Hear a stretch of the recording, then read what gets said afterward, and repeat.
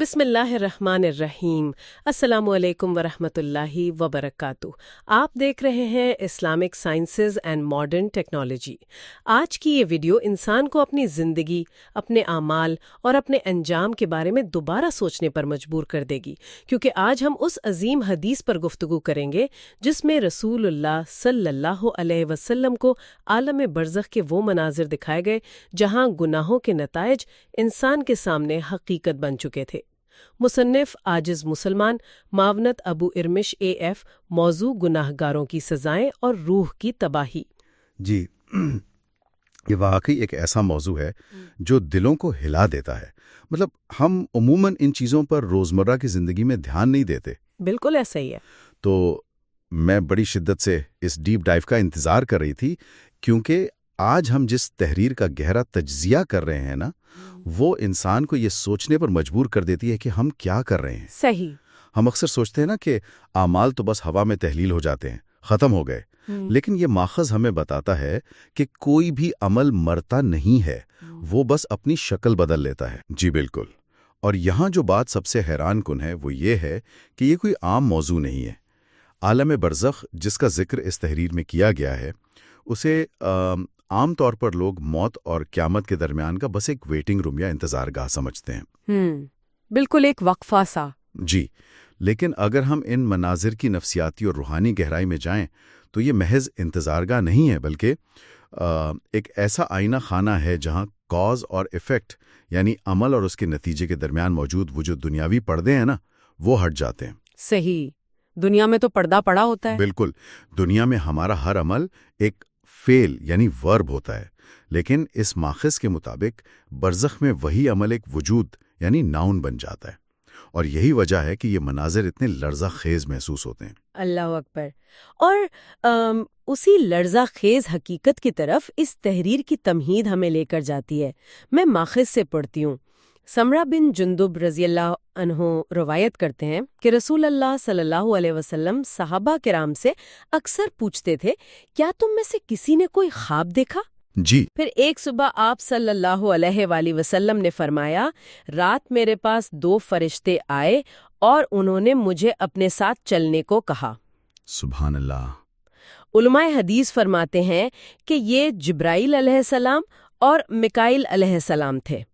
اس سفر میں رسول اللہ صلی اللہ علیہ وآلہ وسلم کو وہ مناظر دکھائے گئے جو انسان کے دل کو ہلا دیتے ہیں۔ واقعی دل ہلا دینے والے مناظر ہیں۔ چلیں اس بات کی گہرائی میں چلتے ہیں۔ یہاں انسان حیرت میں پڑ جاتا ہے کہ خواب کے ذریعے دکھائے گئے یہ مناظر دراصل انسان کے روزمرہ اعمال کا بالکل سیدھا نتیجہ ہیں۔ تو میں ماخذ سے پہلا منظر پڑھتی ہوں۔ پہلا منظر، رسول اللہ صلی اللہ علیہ وآلہ وسلم فرماتے ہیں، ہم ایک ایسے شخص کے پاس پہنچے جو زمین پر لیٹا ہوا تھا اور دوسرا شخص اس کے قریب ایک بڑا پتھر لیے کھڑا تھا۔ اللہ رحم کرے۔ وہ پتھر اس کے سر پر مارتا، پھر سر دوبارہ صحیح ہو جاتا اور عذاب دوبارہ شروع ہو جاتا۔ یہ ایک مسلسل تکلیف ہے۔ جی۔ رسول اللہ صلی اللہ علیہ وسلم نے پوچھا، یہ کون ہے؟ فرشتوں نے جواب دیا، یہ وہ شخص ہے جس نے قرآن سیکھا مگر اسے چھوڑ دیا اور فرض نماز سے غفلت کرتا رہا۔ استغفر اللہ۔ یہ منظر صرف ایک فرد کا نہیں، یہ ہر اس انسان کے لیے وارننگ ہے جو نماز کو معمولی سمجھتا ہے، فجر قضا کرتا ہے، دنیا کو عبادت پر ترجیح دیتا ہے، قرآن سے تعلق توڑ دیتا ہے۔ بالکل صحیح۔ قرآن فرماتا ہے، پھر ان کے بعد ایسے لوگ آئے جنہوں نے نماز ضائع کر دی اور خواہشات کے پیچھے لگ گئے۔ سورہ مریم۔ آج انسان کے پاس موبائل کے لیے وقت ہے، سوشل میڈیا کے لیے وقت ہے، فلموں اور ڈراموں کے لیے وقت ہے، لیکن قرآن کے لیے وقت نہیں، نماز کے لیے طاقت نہیں۔ یہ آج کے دور کی سب سے بڑی حقیقت ہے جو ماخوذ بیان کر رہا ہے۔ نفسیاتی حقیقت یہ ہے کہ جب انسان عبادت چھوڑ دیتا ہے تو اس کے اندر ڈسپلن ٹوٹنا شروع ہو جاتا ہے، پھر بے سکونی، اینگزائٹی، ایمٹینس، روحانی تھکن بڑھنے لگتی ہے۔ امام ابن قیم رحمہ اللہ فرماتے ہیں، نماز روح کی غذا ہے، اور جو روح اپنی غذا کھو دے وہ اندر سے مرنے لگتی ہے۔ یہاں جو بات سب سے حیران کن ہے وہ یہ ہے کہ جسمانی عذاب کا تعلق دراصل دنیا میں روحانی غذا ترک کرنے سے ہے۔ یعنی آپ دیکھیں کہ سر پہ پتھر مارنے کا جو عذاب ہے اس کی وجہ قرآن اور نماز سے دوری بتائی گئی ہے۔ لیکن ایک منٹ، مجھے یہاں تھوڑا سا اختلاف کرنے یا کم از کم جدید ذہن کے شکوک سامنے رکھنے کی اجازت دیجیے۔ انسان سوچنے پر مجبور ہو جاتا ہے کہ محض ایک صبح کی روٹین یعنی فجر مس کرنے پر یا قرآن نہ پڑھنے پر سر پر پتھر مارے جانے جیسی شدید سزا، مطلب بظاہر تو یہ صرف ایک ذاتی سستی لگتی ہے نا؟ کیا یہ سزا جرم سے کچھ زیادہ نہیں لگتی؟ یہ بہت ہی فطری سا سوال ہے، لیکن دیکھیں اس کا جواب اس بات میں چھپا ہے کہ ہم نماز یا قرآنی تعلیمات کو محض ایک روٹین یا بس ایک چیک لسٹ سمجھ رہے ہوتے ہیں۔ کہ بس پڑھ لیا تو ٹھیک ہے، نہیں پڑھا تو کوئی بات نہیں۔ بالکل، لیکن یہ منظر دراصل ایک انتہائی گہری روحانی اور نفسیاتی میکانزم کی وضاحت کر رہا ہے۔ اب سر پہ پتھر کیوں مارا جا رہا ہے؟ کیونکہ سر یا دماغ انسان کی سوچ اور اس کے فیصلوں کا مرکز ہوتا ہے۔ صحیح۔ جب کوئی انسان ایک اعلیٰ ترین ضابطۂ حیات یعنی قرآن اور کائنات کے خالق سے اپنا رابطہ جو کہ نماز ہے اسے منقطع کر لیتا ہے تو وہ اپنے اندر کا وہ مرکزی آپریٹنگ سسٹم تباہ کر دیتا ہے جو اس کی پوری زندگی کو توازن میں رکھتا ہے۔ ارے واہ، یہ آپریٹنگ سسٹم والی بات تو بہت زبردست ہے۔ یعنی جس طرح ایک سمارٹ فون کو مسلسل استعمال کے بعد چارجنگ کی سخت ضرورت ہوتی ہے، بالکل اسی طرح انسان جب موبائل اور دنیاوی چیزوں میں کھو کر نماز کو چھوڑ دیتا ہے جو دراصل اس کی روح کی چارجنگ ہے، تو اس کا وہ اندرونی ڈسپلن مکمل طور پر ٹوٹ جاتا ہے۔ بالکل بہترین تشبیہ دی آپ نے۔ اور دیکھیں جب وہ آپریٹنگ سسٹم کریش ہو جائے تو پھر انسان کی زندگی کے ہارڈ ویئر میں مختلف قسم کے وائرس آنا شروع ہو جاتے ہیں۔ جیسے اینگزائٹی اور ڈپریشن؟ جی ہاں، اینگزائٹی، ڈپریشن، لامتناہی خوف، یہ سب بیک گراؤنڈ میں چلنا شروع ہو جاتے ہیں۔ وہ سر جس نے دنیا میں اپنے رب کے سامنے جھکنے سے انکار کیا اور تمام مادی الجھنوں کا بوجھ خود اٹھانے کی کوشش کی، برزخ میں وہی بوجھ ایک پتھر کی ٹھوس شکل اختیار کر لیتا ہے۔ اللہ اکبر۔ جی، سزا کوئی باہر سے مسلط نہیں کی جا رہی، یہ دراصل اسی ذہنی دباؤ اور روحانی تھکن کی ٹھوس شکل ہے جسے انسان ساری زندگی اپنے سر پر لاد کر پھرتا رہا۔ کیا بات ہے! یعنی جب انسان اندر سے ٹوٹتا ہے نا تو پھر وہ بیرونی دنیا میں سکون تلاش کرنے نکلتا ہے جو اکثر اسے جھوٹ اور دکھاوے کی طرف لے جاتا ہے۔ اور بالکل یہی نفسیاتی تسلسل ہمیں اگلے منظر میں ملتا ہے۔ جی بتائیے، اگلا منظر کیا کہتا ہے؟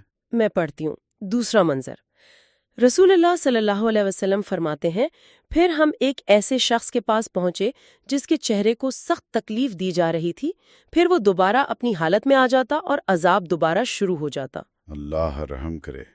آپ صلی اللہ علیہ وسلم نے پوچھا، یہ کون ہے؟ فرشتوں نے جواب دیا، یہ وہ شخص ہے جو ایسا جھوٹ بولتا تھا جو دور دور تک پھیل جاتا تھا۔ آج یہ حدیث پہلے سے زیادہ اہم ہو چکی ہے کیونکہ ایک جھوٹی پوسٹ، ایک فیک خبر، ایک بہتان، ایک ایڈیٹڈ کلپ چند سیکنڈ میں پوری دنیا تک پہنچ جاتی ہے۔ بالکل، آج کے ڈیجیٹل دور میں تو یہ سیکنڈز کا کام ہے۔ رسول اللہ صلی اللہ علیہ وسلم نے فرمایا، جھوٹ برائی کی طرف لے جاتا ہے اور برائی جہنم کی طرف۔ صحیح بخاری۔ جھوٹ صرف زبان کا گناہ نہیں، یہ انسان کی پوری شخصیت کو تباہ کر دیتا ہے۔ جھوٹ بولنے والا انسان مسلسل خوف میں رہتا ہے، اندر سے کمزور ہو جاتا ہے، ٹرسٹ کھو دیتا ہے، سکون کھو دیتا ہے۔ صحیح بات ہے۔ آج سوشل میڈیا نے جھوٹ کو انٹرٹینمنٹ بنا دیا ہے۔ لوگ ویوز اور فیم کے لیے جھوٹ بولتے ہیں، الزام لگاتے ہیں، کردار کشی کرتے ہیں اور سمجھتے ہیں یہ صرف کنٹینٹ ہے، لیکن اللہ کے نزدیک ہر لفظ لکھا جا رہا ہے۔ قرآن فرماتا ہے، انسان کوئی لفظ نہیں بولتا مگر اس پر نگہبان مقرر ہے۔ سورہ قاف۔ دیکھیے، اگر ہم اسے بڑی تصویر کے ساتھ جوڑ کر دیکھیں نا تو یہ آج کے ڈیجیٹل دور کا سب سے بھیانک سچ ہے۔ یہاں بات واقعی بہت دلچسپ ہو جاتی ہے کیونکہ جھوٹ صرف زبان کا مسئلہ تو رہا نہیں نا، یہ انسان کو اندر سے کھوکھلا کر دیتا ہے۔ لیکن میرا ایک سوال ہے یہاں پہ، کیا ایک سوچی سمجھی خطرناک سازش اور محض ایک فیک نیوز یا میم جسے کسی نے بس بغیر سوچے سمجھے ویوز حاصل کرنے کے لیے ری ٹویٹ کر دیا ہو، کیا یہ دونوں برابر ہیں؟ یہ ایک بہت اہم نقطہ اٹھایا آپ نے۔ کیونکہ آج کا کانٹینٹ کریٹر تو یہی کہے گا نا کہ بھائی میں تو بس عوام کو انٹرٹین کر رہا ہوں، اس میں یہ چہرہ پھاڑے جانے جیسی سنگینی کہاں سے آ گئی؟ جی، اور یہیں پر اس منظر کی اصل ہیبت پوشیدہ ہے۔ جدید دور میں ہم نے جھوٹ کو بس کانٹینٹ یا وائرل ٹرینڈ کا خوبصورت سا نام دے کر اس کی سنگینی کو کم کرنے کی کوشش کی ہے، لیکن آپ ذرا غور کریں کہ عذاب کس حصے کو دیا جا رہا ہے؟ چہرے کو۔ بالکل، چہرے کو۔ اور چہرہ انسانی شناخت ہے، یہ معاشرتی رابطے کی سب سے بڑی بنیاد ہے۔ جب ایک شخص، چاہے وہ محض ویوز کی خاطر ہی کیوں نہ ہو، جھوٹ پھیلاتا ہے تو وہ دراصل معاشرے کے اعتماد کو چیر رہا ہوتا ہے۔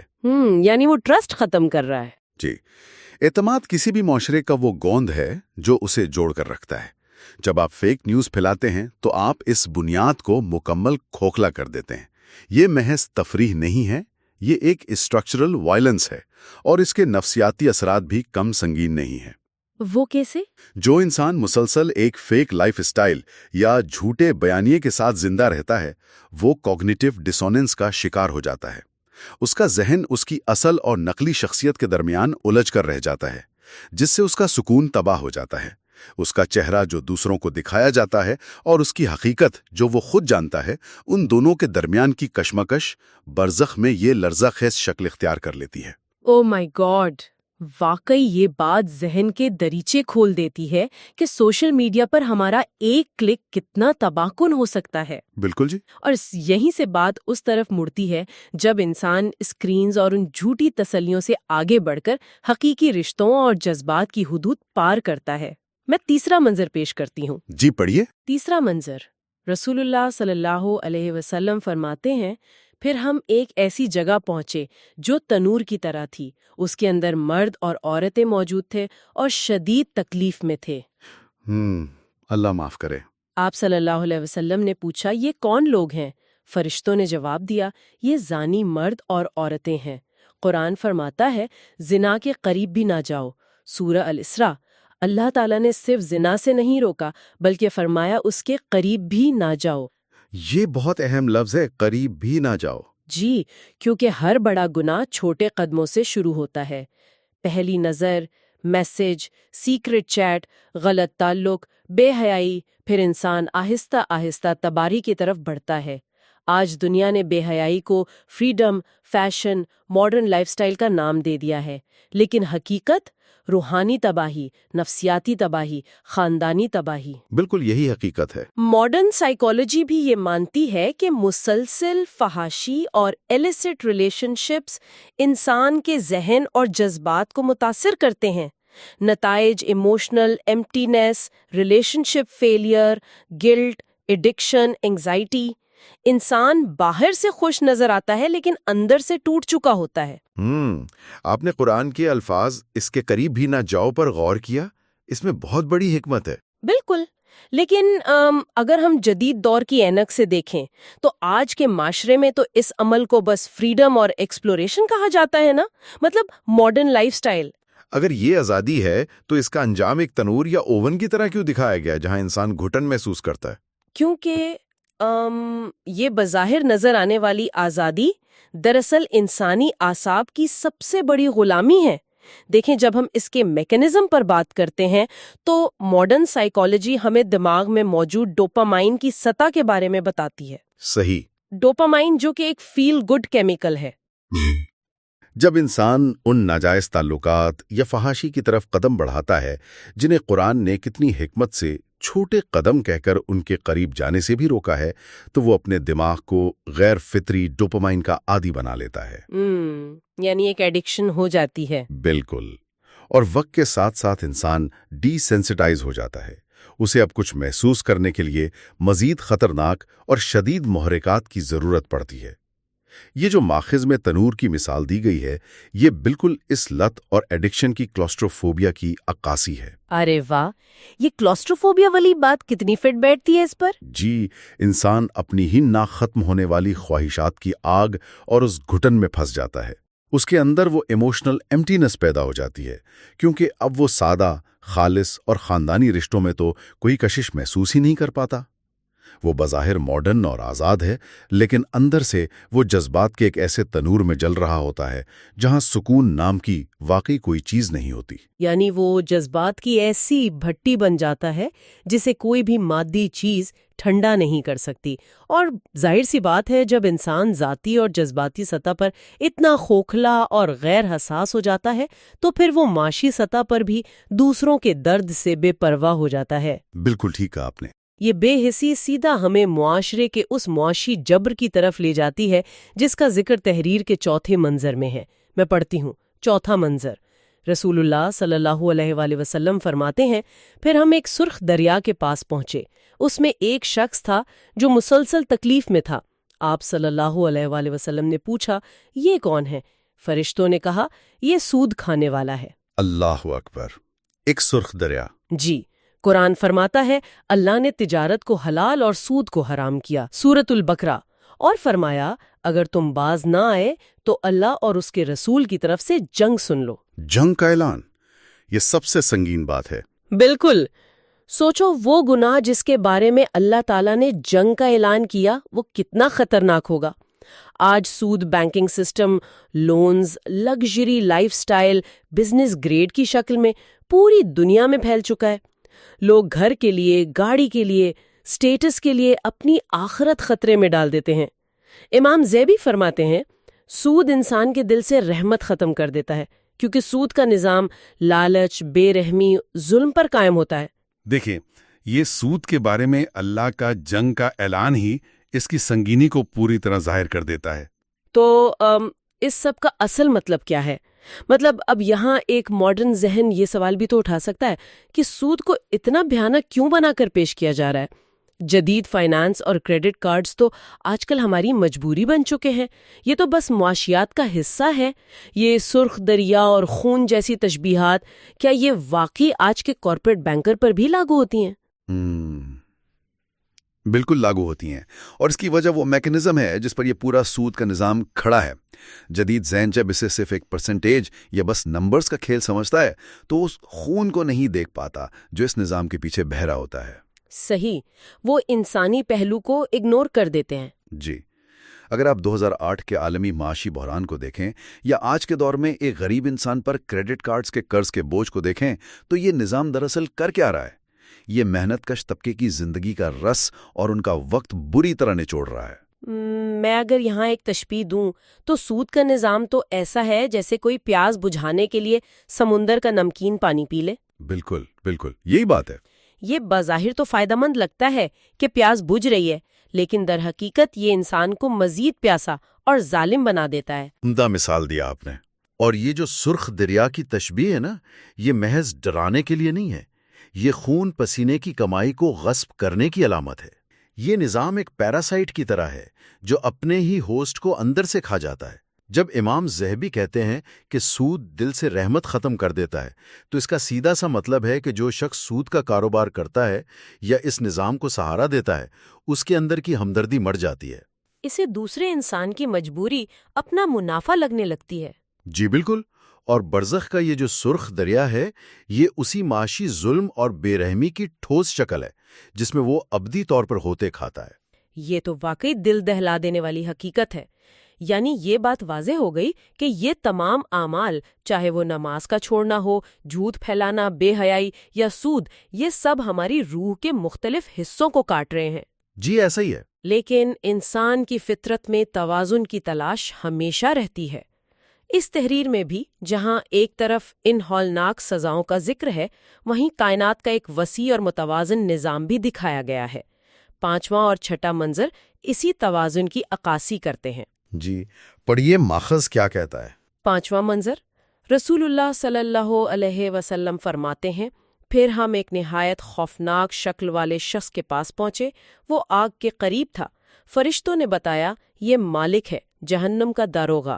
یہ منظر انسان کو یاد دلاتا ہے کہ جہنم کوئی امیجنری چیز نہیں بلکہ ایک حقیقت ہے۔ قرآن فرماتا ہے اس آگ سے ڈرو جس کا ایندھن انسان اور پتھر ہوں گے، سورہ البقرہ۔ اللہ ہماری حفاظت فرمائے۔ آمین۔ آج لوگ جہنم کا مذاق اڑاتے ہیں، لیکن قیامت کے دن ہر مذاق حقیقت بن جائے گا۔ چھٹا منظر، رسول اللہ صلی اللہ علیہ وسلم فرماتے ہیں، پھر ہم ایک عظیم باغ میں پہنچے، وہاں ایک بہت بلند انسان تھا اور اس کے ارد گرد بہت سے بچے تھے۔ فرشتوں نے بتایا یہ ابراہیم علیہ السلام ہیں اور یہ وہ بچے ہیں جو فطرت پر فوت ہوئے۔ یہ منظر اللہ کی رحمت کی یاد دلاتا ہے کہ اللہ تعالیٰ بچوں پر خاص رحمت فرماتا ہے۔ دیکھیں ماخذ میں کس خوبصورتی سے خوف یعنی جہنم کی حقیقت اور امید یعنی اللہ کی خاص رحمت کو ایک ساتھ پیش کیا گیا ہے۔ بالکل، اور یہ دونوں متضاد مناظر کا ایک ساتھ آنا بہت گہرا مفہوم رکھتا ہے۔ ایک طرف جدید انسان ہے جو نہلزم کا شکار ہو کر سمجھتا ہے کہ اعمال کا کوئی نتیجہ ہی نہیں اور یہ کائنات بس ایک بے معنی لطیفہ ہے، اور اسی وجہ سے وہ داروغہ جہنم کی ہولناکی کا مذاق اڑاتا ہے۔ صحیح۔ اور دوسری طرف فطرت پر فوت ہونے والے بچوں کا ذکر ہے، تو یہ دین صرف ڈرانے کا نام تو نہیں ہے نا؟ بالکل بھی نہیں۔ یہ کنٹراسٹ ہمیں دراصل یہ بتاتا ہے کہ یہ کائنات کسی اندھے اتفاق کا نتیجہ نہیں ہے، بلکہ اس کا ایک اخلاقی مرکز یا مورل آرک ہے۔ جہنم کے داروغہ کا جو منظر ہے وہ جدید ذہن کو یہ باور کراتا ہے کہ عدل اور احتساب ناگزیر ہیں، ہر عمل کا ایک رد عمل ہے۔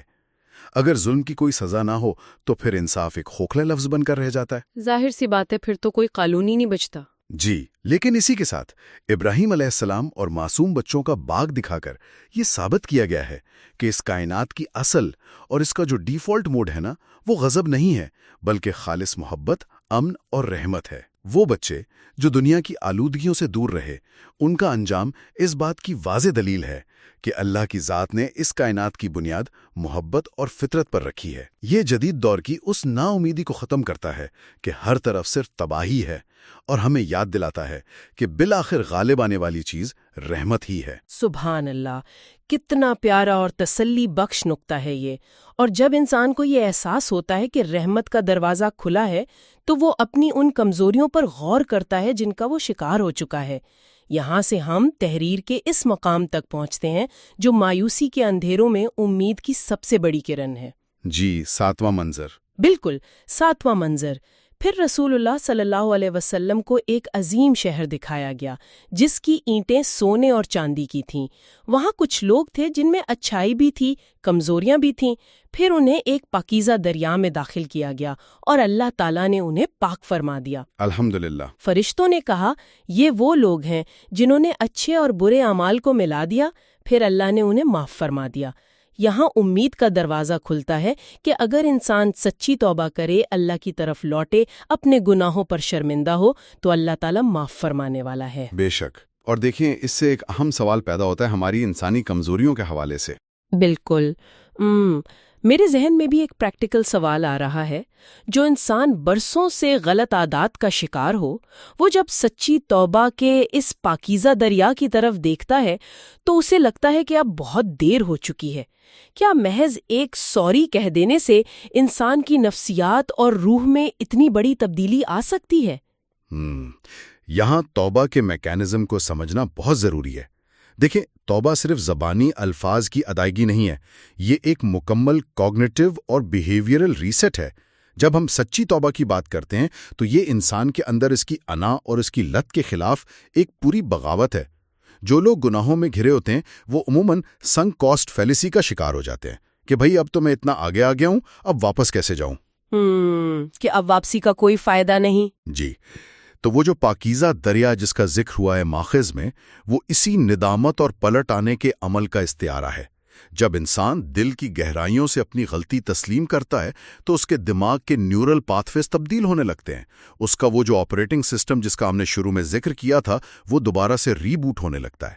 توبہ انسان کی روح کو اس کے ڈیفالٹ موڈ یعنی فطرت پر واپس لے آتی ہے۔ یہ اس بات کا کامل یقین دلاتی ہے کہ انسان اپنے ماضی کا قیدی نہیں ہے۔ یہ جان کر کتنا سکون ملتا ہے کہ واپسی کا راستہ ہمیشہ کھلا ہے۔ انسان کے پاس اپنے آپ کو ری بوٹ کرنے کا آپشن ہمیشہ موجود ہے، اور اسی خوشی اور احساس کے ساتھ ماخذ ہمیں آج کی الجھی ہوئی زندگی کے اسباب اور اس سے نکلنے کے حتمی راستے کی طرف لاتا ہے۔ جی بالکل، نجات کا راستہ۔ میں تحریر سے پڑھتی ہوں، آج کے انسان کے لیے سبق۔ یہ حدیث صرف ماضی کی کہانی نہیں، یہ آج کے انسان کے لیے بھی ایک آئینہ ہے۔ آج نماز چھوٹ رہی ہے، قرآن چھوڑا جا رہا ہے، جھوٹ پھیل رہا ہے، فحاشی عام ہو رہی ہے، سود نظام بن چکا ہے۔ بالکل یہی ہمارے ارد گرد ہو رہا ہے۔ پھر لوگ پوچھتے ہیں سکون کیوں نہیں، دل بے چین کیوں، ڈپریشن کیوں بڑھ رہا ہے؟ کیونکہ انسان نے اپنی روح کو زخمی کر دیا ہے۔ قرآن فرماتا ہے جو میری یاد سے منہ موڑے گا اس کی زندگی تنگ ہوگی، سورہ طٰہٰ، نجات کا راستہ۔ لیکن ابھی بھی وقت ہے، نماز کی طرف لوٹ آؤ، قرآن سے تعلق جوڑ لو، جھوٹ چھوڑ دو، حرام تعلقات سے توبہ کرو، سود سے بچو۔ اللہ تعالیٰ فرماتا ہے اللہ کی رحمت سے مایوس نہ ہو، سورہ الزمر۔ رسول اللہ صلی اللہ علیہ وسلم نے فرمایا توبہ کرنے والا ایسا ہے جیسے اس نے گناہ کیا ہی نہیں۔ سبحان اللہ۔ دیکھیں اس پورے تفصیلی تجزیے کا جو نچوڑ ہمارے سامنے ابھر کر آتا ہے نا، وہ یہ ہے کہ ہماری یہ جو ظاہری جسمانی دنیا ہے اور جو ہماری اندرونی روحانی کیفیت ہے، یہ دونوں الگ الگ کھانے نہیں ہیں۔ بالکل ایک دوسرے سے جڑے ہوئے ہیں۔ جی جب روح پر خراش آتی ہے تو اس کا اثر بظاہر اینگزائٹی اور ڈپریشن کی صورت میں ظاہر ہوتا ہے، اور اس کا علاج صرف ایک ہے کہ ہم ان فطری قانونوں کی طرف واپس لوٹ جائیں جو اللہ نے اس کائنات کو چلانے کے لیے وضع کیے ہیں، یعنی قرآن اور سچی توبہ کی طرف۔ بالکل صحیح کہا آپ نے، نجات اسی میں ہے۔ اب ہم تحریر کے بالکل آخری حصے یعنی اس کے اختتامی پیغام کی طرف آتے ہیں، جسے ہم بالکل انہی الفاظ میں پڑھیں گے۔ اختتامی پیغام: سوچو اگر آج رات تمہاری آنکھ آخری بار بند ہو جائے اور پھر اگلی بار قبر میں کھلے تو تمہارے ساتھ کیا ہوگا؟ اللہ اکبر۔ اس وقت دولت نہیں بچے گی، شہرت نہیں بچے گی، دنیا نہیں بچے گی، صرف ایمان، نماز، قرآن، اعمال ساتھ ہوں گے۔ رسول اللہ صلی اللہ علیہ وسلم نے یہ مناظر ہمیں ڈرانے کے لیے نہیں بلکہ بچانے کے لیے دکھائیں۔ اگر آپ کو یہ ویڈیو مفید لگی ہو تو Islamic sciences and modern technology کو سبسکرائب کریں، ویڈیو کو لائک کریں اور اس علم کو دوسروں تک پہنچائیں۔ یہ تحریر پیش کی گئی تھی مصنف عاجز مسلمان، معاونت ابو ارمش AF۔ ماشاءاللہ یہ بہت ہی زبردست پیغام ہے۔ جی واقعی یہ تمام ذرائع اور مناظر ہمیں یہ بتاتے ہیں کہ آخرت کوئی دور کا افسانہ نہیں ہے بلکہ ہماری اگلی حقیقت ہے۔ ذرا سوچئے، آج ہم جو کچھ بھی سوشل میڈیا پر شیئر کر رہے ہیں یا جن خواہشات کے پیچھے بھاگ رہے ہیں، کیا وہ کل اس پاکیزہ دریا کے سامنے پیش کرنے کے قابل ہوں گے، یا وہ ہمیں اس سرخ دریا کی طرف لے جا رہے ہیں؟ یہ وہ سوال ہے جس کا جواب ہم سب کو اپنے اندر تلاش کرنا ہے۔ اللہ حافظ۔ اللہ حافظ۔